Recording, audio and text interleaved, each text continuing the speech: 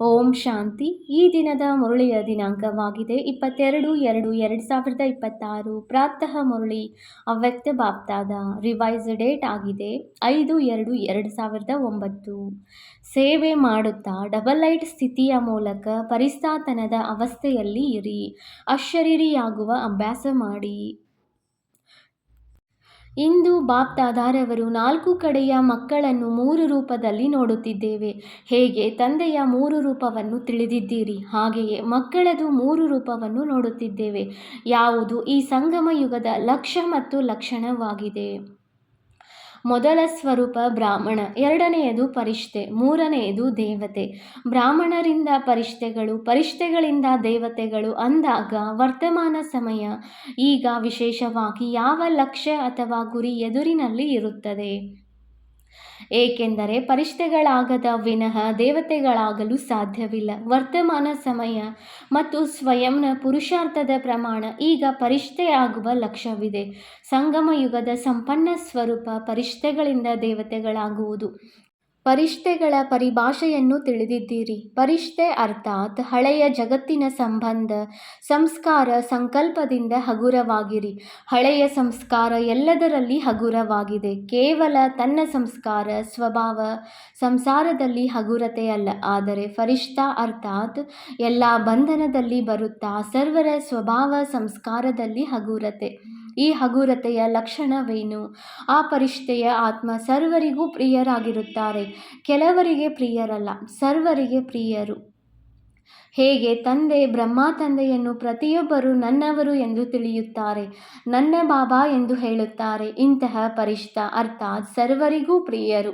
ಕೆಲವು ಮಕ್ಕಳು ಯೋಚಿಸುತ್ತಾರೆ, ಬ್ರಹ್ಮ ತಂದೆಯಾದರೆ ಬ್ರಹ್ಮ ಆಗಿದ್ದರು, ಆದರೆ ತಾವೆಲ್ಲರೂ ತಮ್ಮ ಸಮಾನ ಬ್ರಾಹ್ಮಣ ಆತ್ಮರಲ್ಲಿ ತಮ್ಮೆಲ್ಲರ ಪ್ರಿಯ ದಾದಿಯನ್ನು ನೋಡಿದಿರಿ, ಯಾರನ್ನು ಎಲ್ಲರೂ ಪ್ರೀತಿಯಿಂದ ನನ್ನ ದಾದಿ ಎಂದು ಅನುಭವ ಮಾಡುತ್ತಿದ್ದರು.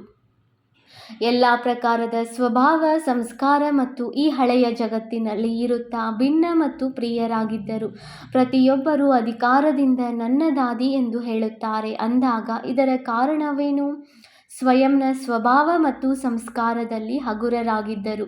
ಎಲ್ಲರಿಗೂ ನನ್ನವರು ಎಂಬ ಅನುಭವವನ್ನು ಮಾಡಿಸಿದರು ಅಂದಾಗ ಉದಾಹರಣೆಯಾಗಿ ಬಿಟ್ಟರು. ಜಗದಂಬಾರವರನ್ನು ಸಹ ನೋಡಿದಿರಿ, ಆದರೆ ಕೆಲವರು ಅವರಾದರೆ ಜಗದಂಬೆಯಾಗಿದ್ದರು ಎಂದು ತಿಳಿಯುತ್ತಾರೆ. ಆದರೆ ದಾದಿ ತಾವು ಬ್ರಾಹ್ಮಣ ಪರಿವಾರದಲ್ಲಿ ಜೊತೆಗಾರರಾಗಿದ್ದರು. ಅವರ ಮುಖದಿಂದ ಸದಾ ಪುರುಷಾರ್ಥದ ಬಗ್ಗೆ ತಿಳಿಯುತ್ತಾ ಮತ್ತು ಕೇಳುತ್ತಾ ಈಗ ಕರ್ಮಾತೀತರಾಗಬೇಕು ಎಂಬುದು ಒಂದೇ ಶಬ್ದ ಅವರದಾಗಿತ್ತು. ಕರ್ಮಾತೀತರಾಗುವ ಲಗನ್ನಿನಲ್ಲಿ ಅನ್ಯರಿಗೂ ಸಹ ಇದೇ ಶಬ್ದವನ್ನು ಮತ್ತೆ ಮತ್ತೆ ನೆನಪಿಸುತ್ತಿದ್ದರು. ಈಗ ಪ್ರತಿಯೊಬ್ಬ ಬ್ರಾಹ್ಮಣರ ಲಕ್ಷ್ಯ ಮತ್ತು ಲಕ್ಷಣ ವಿಶೇಷವಾಗಿ ಇದೇ ಇರಬೇಕು. ಇದೇ ಇದ್ದೀರಿ, ಆದರೆ ನಂಬರ್ ವಾರ್ ಈಗ ಪರಿಷ್ಠೆಗಳು ಆಗಲೇಬೇಕು ಎಂಬ ಇದೇ ಲಗನ್ ಇರಲಿ. ಪರಿಷ್ಠಾ ಅರ್ಥಾತ್ ಈ ದೇಹ ಸಾಕಾರ ದೇಹದಿಂದ ಭಿನ್ನ, ಸದಾ ಬೆಳಕಿನ ದೇಹಧಾರಿಗಳು. ಪರಿಷ್ಠಾ ಅರ್ಥಾತ್ ಈ ಕರ್ಮೇಂದ್ರಿಯಗಳಿಗೆ ರಾಜ. ಬಾಪ್ದಾದಾರವರು ಮೊದಲು ಸಹ ತಿಳಿಸಿದ್ದರು, ಇಡೀ ಸೃಷ್ಟಿ ಚಕ್ರದ ಒಳಗೆ ಒಬ್ಬರೇ ಬಾಪ್ದಾದ ಯಾವುದನ್ನು ನಶೆಯಿಂದ ಹೇಳುತ್ತಾರೆ. ನನ್ನ ಒಬ್ಬೊಬ್ಬ ಮಗು ರಾಜ ಮಕ್ಕಳಾಗಿದ್ದಾರೆ, ಸ್ವರಾಜ್ಯ ಅಧಿಕಾರಿಯಾಗಿದ್ದಾರೆ. ಪರಿಷ್ಠಾ ಅರ್ಥಾತ್ ಸ್ವರಾಜ್ಯ ಅಧಿಕಾರಿಗಳು. ಇಂತಹ ಸ್ವರಾಜ್ಯ ಅಧಿಕಾರಿ ಆತ್ಮ ಬೆಳಕಿನ ಸ್ವರೂಪಧಾರಿಗಳು ಯಾರೇ ಆಗಿರಲಿ. ಇಂತಹ ಬೆಳಕಿನ ಡಬಲ್ ಹಗುರತೆಯ ಸ್ಥಿತಿಯಲ್ಲಿ ಸ್ಥಿತರಾಗಿ ಯಾರನ್ನೇ ಮಿಲನ ಮಾಡುತ್ತಾರೆ ಎಂದರೆ ಅವರ ಮಸ್ತಕದಲ್ಲಿ ಆತ್ಮ ಜ್ಯೋತಿಯ ಅನುಭವ ನಡೆದಾಡುತ್ತಾ ತಿರುಗಾಡುತ್ತಲೂ ಸಹ ಕಂಡುಬರುತ್ತದೆ. ಈಗ ಈ ತೀವ್ರ ಪುರುಷಾರ್ಥದ ಲಕ್ಷ್ಯ ಮತ್ತು ಲಕ್ಷಣ ಸದಾ ಇಮರ್ಜ್ ಆಗಿ ಇಟ್ಟುಕೊಳ್ಳಿ. ಹೇಗೆ ಬ್ರಹ್ಮ ತಂದೆಯಲ್ಲಿ ನೋಡಿದಿರಿ, ಒಂದು ವೇಳೆ ಯಾರಾದರೂ ಮಿಲನ ಮಾಡಿದಾಗ ದೃಷ್ಟಿಯನ್ನು ತೆಗೆದುಕೊಳ್ಳುವಾಗ ಮಾತನಾಡುತ್ತಿದ್ದಾಗ ಏನು ಕಂಡುಬರುತ್ತಿತ್ತು ಮತ್ತು ಲೈಟ್ನ ಅನುಭವವನ್ನು ಮಾಡುತ್ತಿದ್ದರು. ಬ್ರಹ್ಮ ತಂದೆ ಹೆಚ್ಚು ಮಾತನಾಡುತ್ತಲೂ ಸಹ ಮಧುರವಾದ ಅಶರೀರಿ ಸ್ಥಿತಿಯಲ್ಲಿ ಸ್ಥಿತರಾಗುತ್ತಿದ್ದರು. ಅನ್ಯರಿಗೂ ಸಹ ಬಲೆ ಎಷ್ಟೇ ಸೇವೆಯ ಸಮಾಚಾರವಿರಲಿ 1 ಸೆಕೆಂಡಿನಲ್ಲಿ ಅಶರೀರಿತನದ ಅನುಭವ ಮಾಡಿಸುತ್ತಿದ್ದರು. ಮತ್ತೆ ಮತ್ತೆ ಯಾವುದೇ ಮುರಳಿಯಲ್ಲಿ ಪರಿಶೀಲನೆ ಮಾಡಿ ನಾನು ಅಶರೀರಿ ಆತ್ಮನಾಗಿದ್ದೇನೆಯೇ ಎಂಬ ಆತ್ಮದ ಒಂದೇ ಪಾಠವನ್ನು ಮುರಳಿಯಲ್ಲಿ ಎಷ್ಟು ಬಾರಿ ನೆನಪಿಸುತ್ತಿದ್ದರು ಅಂದಾಗ ಸಮಯ ಅನುಸಾರ ಚಿಕ್ಕದಾದ ವಿಸ್ತಾರದ ಮಾತುಗಳು, ಸ್ವಭಾವ ಸಂಸ್ಕಾರದ ಮಾತುಗಳು ಅಶರೀರಿ ಸ್ಥಿತಿಯಿಂದ ದೂರ ಮಾಡಿಬಿಡುತ್ತದೆ. ಈಗ ಪರಿವರ್ತನೆ ಮಾಡಿಕೊಳ್ಳಬೇಕು. ಬಾಪ್ದಾದಾರವರು ಸೇವೆಯಲ್ಲಿ ಫಲಿತಾಂಶ ಒಳ್ಳೆಯದು ಇರುವುದನ್ನು ನೋಡುತ್ತಿದ್ದೇವೆ. ಸೇವೆಗಾಗಿ ಮೆಜಾರಿಟಿ ಒಲವು ಉತ್ಸಾಹವಿದೆ. ಯೋಜನೆಯನ್ನು ಮಾಡುತ್ತಿರುತ್ತೀರಿ, ಆದರೆ ಸೇವೆಯ ಜೊತೆಗೆ ಸಂದೇಶ ಕೊಡುವುದು ಸಹ ಅವಶ್ಯಕತೆ ಇದೆ. ಮತ್ತು ಬಾಪ್ದಾದಾರವರು ಈ ದಿನವೂ ಸಹ ಭಿನ್ನ ಭಿನ್ನ ವರ್ಗದ ಸ್ಥಾನದ ಸೇವೆಯ ಒಳ್ಳೆಯ ಫಲಿತಾಂಶವನ್ನು ನೋಡಿದೆವು. ಆದರೆ ಅಶರೀರಿಯಾಗುವ ವಾಯುಮಂಡಲ ಪರಿಶ್ರಮ ಕಡಿಮೆ ಮತ್ತು ಪ್ರಭಾವವನ್ನು ಹೆಚ್ಚಿನದಾಗಿ ಬೀರುತ್ತದೆ. ಕೇಳುವುದು ಚೆನ್ನಾಗಿಯೇ ಇರುತ್ತದೆ, ಆದರೆ ವಾಯುಮಂಡಲದಲ್ಲಿ ಅಶರೀರಿತನದ ದೃಷ್ಟಿಯಿಂದ ಅನುಭವ ಮಾಡುತ್ತಾರೆ ಮತ್ತು ಆ ಅನುಭವವನ್ನು ಮರೆಯುವುದಿಲ್ಲ. ಅಂದಾಗ ಪರಿಸ್ಥಾತನದ ಗುಂಗನ್ನು ಈಗ ಸೇವೆಯಲ್ಲಿ, ವಿಶೇಷವಾಗಿ ಸೇವೆಯಲ್ಲಿ ಅಳವಡಿಸಿಕೊಳ್ಳಿ. ಒಂದಲ್ಲ ಒಂದು ಶಾಂತಿಯ, ಖುಷಿಯ, ಸುಖದ, ಆತ್ಮಿಕ ಪ್ರೇಮದ ಅನುಭವವನ್ನು ಮಾಡಿಸಿ. ನಡತೆಯಲ್ಲಿ ಪ್ರೀತಿ, ಪ್ರೇಮ ಮತ್ತು ಏನನ್ನು ಖಾತರಿ ಮಾಡುತ್ತೀರಿ, ಸಂಬಂಧದಿಂದ, ಪರಿವಾರದಿಂದ ಅನುಭವವನ್ನು ಮಾಡಿ ಹೋಗುತ್ತಾರೆ. ಆದರೆ ಅತೀಂದ್ರಿಯ ಸುಖದ ಅನುಭವ, ಶಾಂತಿಯ ಆತ್ಮೀಯ ನಶೆ ಈಗ ವಾಯುಮಂಡಲ ಮತ್ತು ವೈಬ್ರೇಷನ್ನ ಮೂಲಕ ವಿಶೇಷ ಗಮನದಲ್ಲಿ ತನ್ನಿ. ವಿಶೇಷ ಅನುಭವವನ್ನು ಮಾಡಿಸಿ, ಒಂದಲ್ಲ ಒಂದು ಅನುಭವವನ್ನು ಮಾಡಿಸಿ.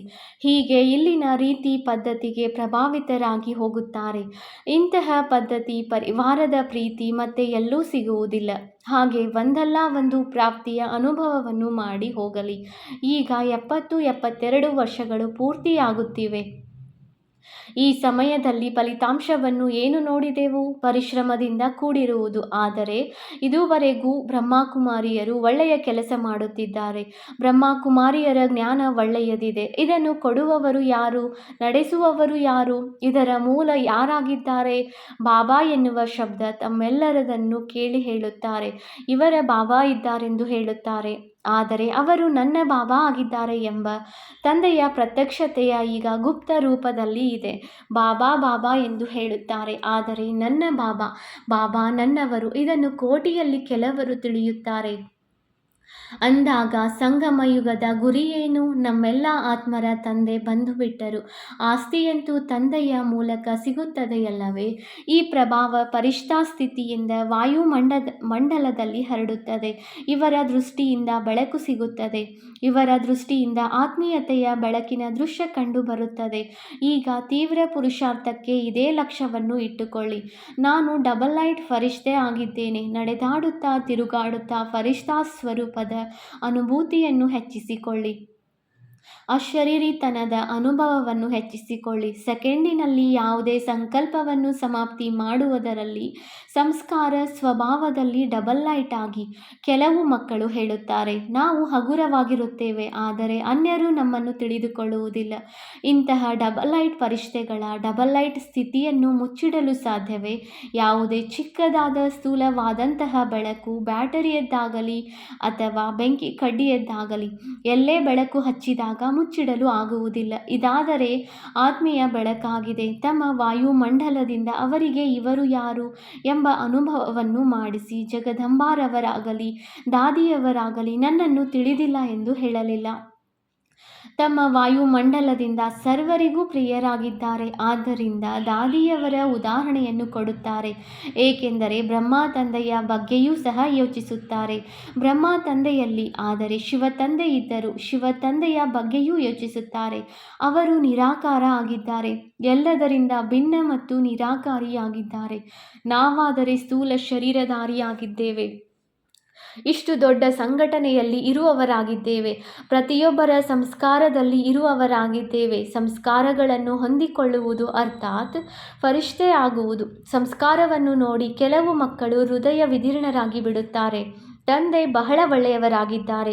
ಬ್ರಹ್ಮ ತಂದೆಯೂ ಸಹ ಬಹಳ ಒಳ್ಳೆಯವರಾಗಿದ್ದಾರೆ. ಜ್ಞಾನವು ಬಹಳ ಚೆನ್ನಾಗಿದೆ, ಪ್ರಾಪ್ತಿಯೂ ಬಹಳ ಚೆನ್ನಾಗಿದೆ. ಸ್ವಭಾವ ಸಂಸ್ಕಾರಗಳನ್ನು ಹೊಂದಿಕೊಳ್ಳುವುದು ಅರ್ಥಾತ್ ಎಲ್ಲರಿಗೂ ಪ್ರಿಯರಾಗುವುದು, ಕೆಲವರಿಗೆ ಪ್ರಿಯರಲ್ಲ. ಏಕೆಂದರೆ ಕೆಲವು ಮಕ್ಕಳು ಹೇಳುತ್ತಾರೆ, ಕೆಲವರಲ್ಲಿ ವಿಶೇಷತೆಯನ್ನು ನೋಡಿ ಪ್ರೀತಿ ಬರುತ್ತದೆ ಎಂದು ಹೇಳುತ್ತಾರೆ.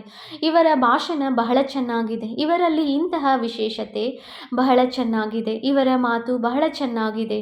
ತಾವು ಪರಿಷ್ಠೆ ಆಗುವುದರಲ್ಲಿ ಇದು ವಿಘ್ನ ಆಗುತ್ತದೆ. ಅವರಿಗೆ ಪ್ರಿಯರಾದಿರಿ, ಆದರೆ ಅವರನ್ನು ಬಲೆ ಪ್ರಿಯರನ್ನಾಗಿ ಮಾಡಿಕೊಳ್ಳಿ. ಆದರೆ ನಾನು ಆತ್ಮನ್ಯಾರ ಆಗಿದ್ದೇನೆ, ನ್ಯಾರ ಸ್ಥಿತಿಯಿಂದ ಪ್ರಿಯರನ್ನಾಗಿ ಮಾಡಿಕೊಳ್ಳಿ, ವಿಶೇಷತೆಯೊಂದಿಗೆ ಪ್ರೀತಿಯಲ್ಲ. ಇವರ ಈ ಗುಣ ನನಗೆ ಬಹಳ ಚೆನ್ನಾಗಿದೆ ಎನಿಸುತ್ತದೆ ಅನ್ನುವುದನ್ನು ಧಾರಣೆ ಮಾಡಿ. ಇದರ ಕಾರಣ ಇವರು ಪ್ರಿಯರು ಎಂಬುದು ತಪ್ಪಾಗುತ್ತದೆ.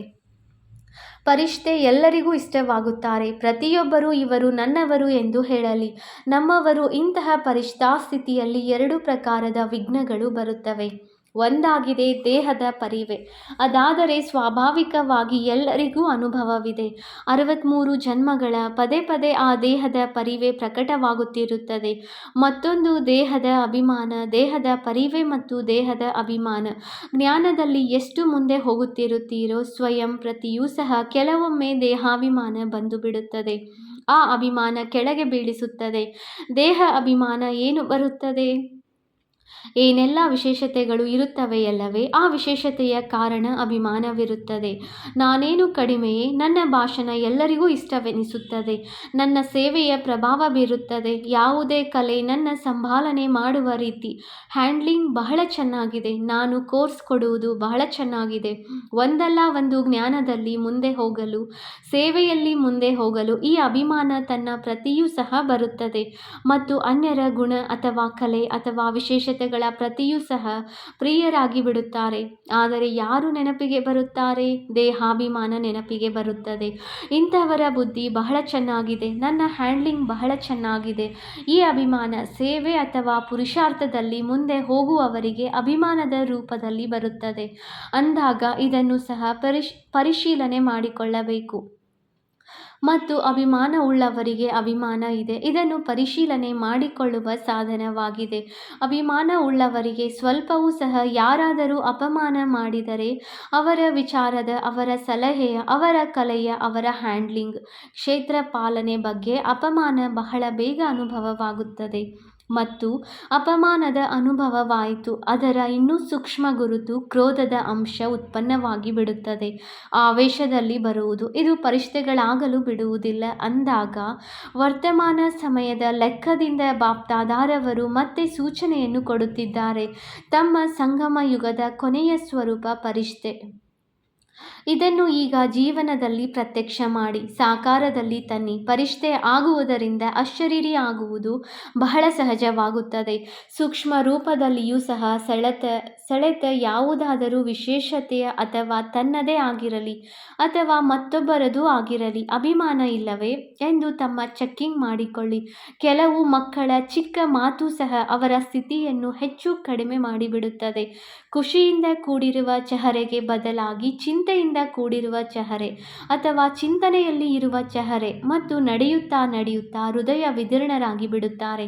ಖುಷಿಯಿಂದ ಇರುವುದರ ಬದಲಾಗಿ ಹೃದಯ ವಿದೀರ್ಣರಾಗುತ್ತಾರೆ. ತಿಳಿಯಿತೆ? ಈಗ ತಮ್ಮ ಸಂಗಮ ಯುಗದ ಕೊನೆಯ ಸ್ಥಿತಿ ಪರಿಸ್ಥಾತನದ ಸಂಸ್ಕಾರವನ್ನು ಪ್ರಕಟ ಮಾಡಿಕೊಳ್ಳಿ.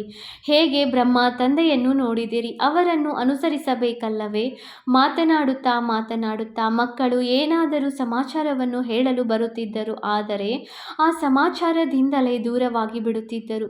ಶಬ್ದದಿಂದ ದೂರದ ಸ್ಥಿತಿಯ ಅನುಭವವನ್ನು ಮಾಡಿ ನೋಡಿದರು. ಮಾತುಗಳ ಸಮಾಚಾರವನ್ನು ಹೇಳಲು ಬಹಳ ಪ್ಲಾನ್ ಮಾಡಿಕೊಂಡು ಬರುತ್ತಿದ್ದರು. ಇದನ್ನು ಹೇಳಬೇಕು, ಇದನ್ನು ಹೇಳುತ್ತೇನೆ, ಇದನ್ನು ಕೇಳುತ್ತೇನೆ. ಆದರೆ ಬ್ರಹ್ಮ ತಂದೆಯು ಮುಂದೆ ಬಂದಾಗ ಏನು ಹೇಳಬೇಕಾಯಿತೋ ಅದನ್ನೇ ಮರೆತು ಬಿಡುತ್ತಿದ್ದರು. ಇದಕ್ಕೆ ಪರಿಸ್ಥಾಸ್ಥಿತಿ ಎಂದು ಹೇಳಲಾಗುತ್ತದೆ. ಈ ದಿನ ಈ ಪಾಠವನ್ನು ಪಕ್ಕಾ ಮಾಡಿಕೊಂಡಿದ್ದೀರಾ? ನಾನು ಯಾರು? ಪರಿಷ್ಠೆ. ಯಾವುದೇ ಮಾತಿನಲ್ಲಿ ಯಾವುದೇ ವಿಶೇಷತೆಯಿಂದ, ತನ್ನ ವಿಶೇಷತೆಯಿಂದ, ದೇಹದ ಅಭಿಮಾನದಿಂದ ದೂರ. ಡಬಲ್ ಲೈಟ್ ಫರಿಷ್ಠ. ಏಕೆಂದರೆ ಪರಿಷ್ಠೆಗಳಾಗದೆ ದೇವತೆಯ ಶ್ರೇಷ್ಠ ಪದವಿ ಸಿಗಲು ಸಾಧ್ಯವಿಲ್ಲ. ಸತ್ಯ ಯುಗದಲ್ಲಿ ಬಂದು ಬಿಡುತ್ತೀರಿ. ಏಕೆಂದರೆ ಮಕ್ಕಳಾಗಿದ್ದೀರಿ. ಆಸ್ತಿಯಂತೂ ಸಿಗುತ್ತದೆ, ಆದರೆ ಶ್ರೇಷ್ಠ ಪದವಿ ಇಲ್ಲ. ಸದಾ ಜೊತೆಯಲ್ಲಿ ಇರುತ್ತೇನೆ ಎಂದು ಯಾವ ವಾಯ್ದೆ ಮಾಡಿದ್ದೀರಿ? ಜೊತೆಯಲ್ಲಿ ರಾಜ್ಯ ಮಾಡುತ್ತೇವೆ. ಸಿಂಹಾಸನದ ಮೇಲೆ ಕುಳಿತುಕೊಳ್ಳದಿದ್ದರೂ ರಾಜ್ಯದ ಅಧಿಕಾರಿಯಾಗಲಿ. ಅಲ್ಲಿಯ ರಾಜ್ಯಸಭೆಯನ್ನು ನೋಡಿದ್ದೀರಲ್ಲವೇ?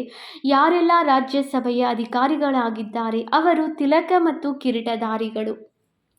ರಾಜ್ಯದ ತಿಲಕ, ರಾಜ್ಯದ ಗುರುತು, ಕಿರೀಟ ಅಂದಾಗ ಬಹಳ ಸಮಯದಿಂದ ಸ್ವರಾಜ್ಯ ಅಧಿಕಾರಿ, ಮಧ್ಯದಲ್ಲಿ ಅಲ್ಲ, ಬಹಳ ಸಮಯದ ಸ್ವರಾಜ್ಯ ಅಧಿಕಾರಿಗಳು ಸಿಂಹಾಸನದ ಮೇಲೆ ಬಲೆ ಕುಳಿತುಕೊಳ್ಳದಿದ್ದರೂ ರಾಜ ಪರಿವಾರದಲ್ಲಿ ಬರುವ ಅಧಿಕಾರಿಯಾಗಿ ಬಿಡುತ್ತಾರೆ. ಒಳ್ಳೆಯದು. ಯಾರು ಮೊದಲ ಬಾರಿ ಬಂದಿದ್ದೀರಿ ಅವರು ಎದ್ದು ನಿಲ್ಲಿರಿ. ಒಳ್ಳೆಯದು. 3-4 ಸಭೆ ಎದ್ದು ನಿಂತಿದ್ದು. ಇಂದು ಯಾರೆಲ್ಲ ಮೊದಲನೇ ಬಾರಿ ಬಂದಿದ್ದೀರಿ ಅವರೆಲ್ಲರಿಗೂ ತಂದೆಯನ್ನು ಸಾಕಾರದಲ್ಲಿ ಮಿಲನ ಮಾಡುವ ಮೊದಲನೇ ಬಾರಿಯ ಜನ್ಮದಿನದ ಶುಭಾಶಯಗಳು. ಬಾಪ್ದಾದಾರವರ ಬಂದಿರುವಂತಹ ಎಲ್ಲ ಮಕ್ಕಳಿಗೆ ಇದೇ ವರದಾನವಿದೆ. ಬನ್ನಿ, ಬರಲಿ. ಟೂ ಲೇಟ್ನ ಸಮಯವಿದೆ. ಆದರೆ ಹೊಸದಾಗಿ ಬಂದಿರುವ ಮಕ್ಕಳ ಪ್ರತಿ ಒಂದು ವಿಶೇಷ ವರದಾನವಿದೆ. ನಾವು ಹೇಗೆ ಮುಂದೆ ಹೋಗಲು ಸಾಧ್ಯವಿದೆ ಎಂಬ ಸಂಕಲ್ಪವನ್ನು ಎಂದೂ ಸಹ ಮಾಡಬಾರದು. ಈಗ ತಡವಾಗಿ ಬಂದಿದ್ದೀರಿ, ಆದರೆ ಅತಿ ತಡವಾಗಿ ಬಂದಿಲ್ಲ. ತಮ್ಮೆಲ್ಲರಿಗೂ, ವಿಶೇಷವಾಗಿ ಬಾಪ್ದಾದಾರವರು ಮತ್ತು ನಿಮಿತ್ತರಾದ ಬ್ರಾಹ್ಮಣ ಪರಿವಾರದ ಸಹೋದರ ಸಹೋದರಿಯರ ವಿಶೇಷ ಸಹಯೋಗದ ಭಾವನೆ ಇದೆ. ಒಂದು ವೇಳೆ ತಾವು ಸ್ವಲ್ಪ ಸಮಯದ ಒಂದೊಂದು ಸೆಕೆಂಡನ್ನು ಸಫಲ ಮಾಡಿಕೊಳ್ಳುವುದಿದ್ದರೆ, ಏಕೆಂದರೆ ಸ್ವಲ್ಪ ಸಮಯದಲ್ಲಿ ಬಹಳಷ್ಟು ಪಡೆಯಬಹುದು. 1 ಸೆಕೆಂಡನ್ನು ಸಹ ವ್ಯರ್ಥವಾಗಿ ಕಳೆಯಬಾರದು. ಕರ್ಮಯೋಗಿಯಾಗಿ ನಡೆಯಬೇಕು. ಕರ್ಮ ಬಿಡಬಾರದು. ಆದರೆ ಕರ್ಮದಲ್ಲಿ ಯೋಗವನ್ನು ಜೋಡಿಸುತ್ತಾ ಕರ್ಮ ಮತ್ತು ಯೋಗದ ಬ್ಯಾಲೆನ್ಸ್ ಇಟ್ಟುಕೊಳ್ಳಬೇಕು. ಬ್ಯಾಲೆನ್ಸ್ ಇಟ್ಟುಕೊಳ್ಳುವವರಿಗೆ ಹೆಚ್ಚಿನ ಆಶೀರ್ವಾದ ಸಿಗುತ್ತದೆ. ಯಾರೆಲ್ಲ ತಡವಾಗಿ ಬಂದಿದ್ದೀರಿ, ಆ ನಂತರ ಟೂ ಲೇಟ್ ಆಗುವುದಿದೆ. ತಮಗೆ ಅವಕಾಶವಿದೆ. ಸ್ವಲ್ಪ ಸಮಯದಲ್ಲಿ ಬಹಳ ಪುರುಷಾರ್ಥವನ್ನು ಮಾಡಲು ಸಾಧ್ಯವಿದೆ. ಬಾಪ್ದಾದಾ ಸಾಹಸವಂತ ಮಕ್ಕಳಿಗೆ ತಂದೆಯ ಸಹಾಯ ಇದ್ದೇ ಇದೆ ಎಂದು ವರದಾನವನ್ನು ಕೊಡುತ್ತೇವೆ ಅಂದಾಗ ಎಲ್ಲರಿಗೆ, ಎಲ್ಲ ಕಡೆ ಇರುವ ಮಕ್ಕಳಿಗೆ ಬಾಪ್ದಾದಾರವರ ಹೃದಯದ ಆಶೀರ್ವಾದಗಳು ಹಾಗೂ ಪದುಮಾಗುಣ ಶುಭಾಶಯಗಳು. ಯಾರು ಶಿವರಾತ್ರಿಯಂದು ತಮ್ಮ ಸೇವೆಯಲ್ಲಿ ಇರುತ್ತಾರೆ ಅವರಿಗೆ ಈಗಿನಿಂದಲೇ ಶಿವರಾತ್ರಿಯ ತಮ್ಮ ಜನ್ಮದಿನದ ಆಶೀರ್ವಾದಗಳು ಹಾಗೂ ಶುಭಾಶಯಗಳನ್ನು ಕೊಡುತ್ತಿದ್ದೇವೆ. ಅಥವಾ ಏನು ಪತ್ರ, ಇಮೇಲ್ ಕಳುಹಿಸುತ್ತೀರಿ ಅವರದು ಸೆಕೆಂಡಿಗಿಂತಲೂ ಕಡಿಮೆ ಸಮಯದಲ್ಲಿ ಬಾಪ್ದಾದಾರವರ ಬಳಿ ಬಂದು ತಲುಪಿಬಿಡುತ್ತದೆ.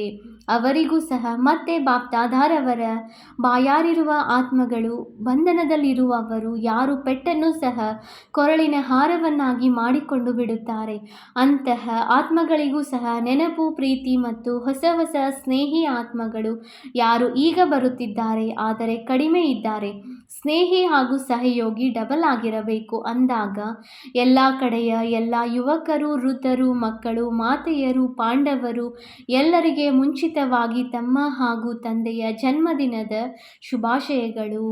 ಒಳ್ಳೆಯದು. ವರದಾನ: ಸಾಕಾರ ಹಾಗೂ ನಿರಾಕಾರ ತಂದೆಯ ಜೊತೆಯ ಮೂಲಕ ಪ್ರತಿಯೊಂದು ಸಂಕಲ್ಪದಲ್ಲಿ ವಿಜಯಿಯಾಗುವಂತಹ ಸದಾ ಸಫಲತಾ ಮೂರ್ತಿ ಭವ.